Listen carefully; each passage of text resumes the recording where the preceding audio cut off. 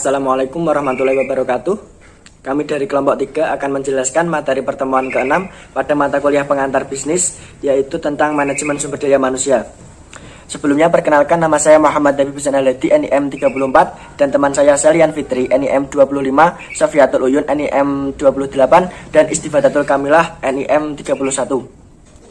Baik, selanjutnya akan dijelaskan oleh Sofiatul Uyun. Di sini saya akan menjelaskan tentang pengertian manajemen sumber daya manusia. Manajemen sumber daya manusia dapat diartikan sebagai pendayagunaan sumber daya manusia di dalam organisasi yang dilakukan melalui fungsi-fungsi perencanaan sumber daya manusia. Selanjutnya, fungsi-fungsi manajemen sumber daya manusia dibagi menjadi dua. Ada fungsi manajerial. Yang pertama ada perencanaan. Perencanaan adalah penentuan program untuk mencapai tujuan dari organisasi. Yang kedua ada pengorganisasian, yaitu sebagai alat untuk mencapai tujuan secara efektif. Yang ketiga ada penggerak. Dalam organisasi yang baik, penggerak tidak mungkin dilakukan oleh pimpinan, melainkan diberikan pada orang lain. Yang keempat ada pengawasan, yaitu untuk mengatur kegiatan agar kegiatan organisasi dapat berjalan sesuai rencana. Yang kedua ada fungsi operasional. Yang pertama, pengadaan atau rekrutmen. Kegiatan menseleksi untuk mendapatkan karyawan yang diinginkan. Yang kedua ada pengembangan, yaitu meningkatkan keterampilan karyawan melalui pendidikan dan pelatihan. Yang ketiga ada kompensasi, yaitu pemberian gaji. Yang keempat, pengintegrasian, untuk mempersatukan kepentingan dan kebutuhan karyawan. Yang kelima, pemeliharaan, kegiatan untuk menaikkan kondisi raga, psikis, dan kesetiaan karyawan agar tetap bekerja sampai pensiun. Yang keenam, ada pemberhentian, putusnya hubungan kerja antara karyawan dengan organisasi.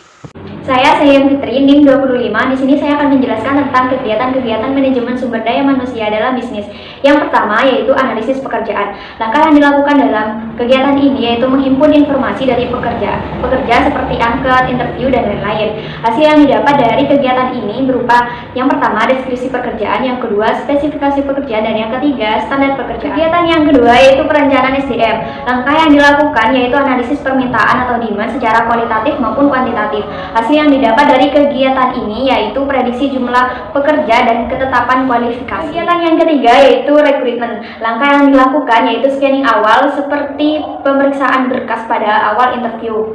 Hasil yang didapat dari proses ini yaitu sejumlah calon pekerja sesuai persyaratan untuk seleksi. Kegiatan yang keempat yaitu seleksi. Langkah yang dilakukan dalam kegiatan ini yaitu interview, tes, dan pemeriksaan kesehatan. Hasil yang didapat yaitu pekerja yang akan mengisi berbagai formasi pekerjaan baru di dalam organisasi tersebut. Kegiatan yang kelima yaitu orientasi dan penempatan.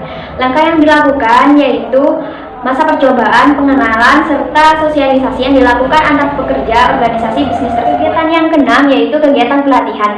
Langkah yang dilakukan yaitu dengan dua metode. Yang pertama metode on the job training dan yang kedua metode off the job training. Hasil yang didapat bertujuan untuk meningkatkan pengetahuan dan keterampilan. Kegiatan yang ketujuh yaitu kompensasi. Langkah yang dilakukan adalah menyusun skala upah seperti survei upah dan evaluasi pekerjaan. Hasil yang didapat seperti membayar upah bulanan, bonus intensif, dan tunjangan, dan lain-lain. Kegiatan yang terakhir yaitu pengembangan. Langkah yang dilakukan yaitu menggali dan menyalurkan kemampuan potensial. Hasil yang didapat dari kegiatan ini bertujuan untuk meningkatkan pengetahuan, keahlian atau skill, wawasan sikap, dan nilai-nilai lainnya. Selanjutnya adalah motivasi karyawan.